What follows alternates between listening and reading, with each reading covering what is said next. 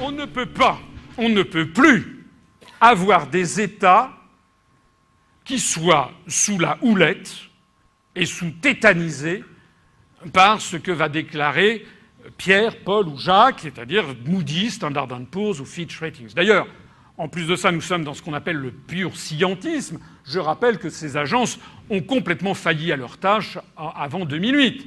Je rappelle par exemple que Lehman Brothers était encore coté AAA par Standard & Poor's quelques semaines avant son dépôt de bilan, alors que normalement, d'après les règles mêmes de Standard & Poor's, une société qui risque de déposer son bilan dans les 6 mois doit être cotée, je crois, CCC.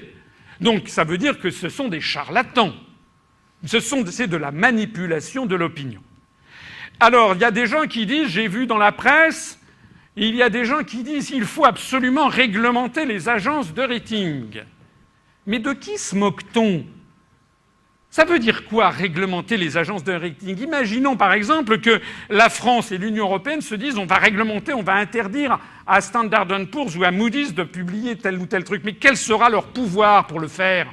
Rien du tout. Et s'ils créent des agences spéciales, des agences de l'Europe, pour dire mais non, tout va très bien, l'euro c'est AAA+, mais qui les croira sur les marchés financiers? Tout le monde croira évidemment les autres.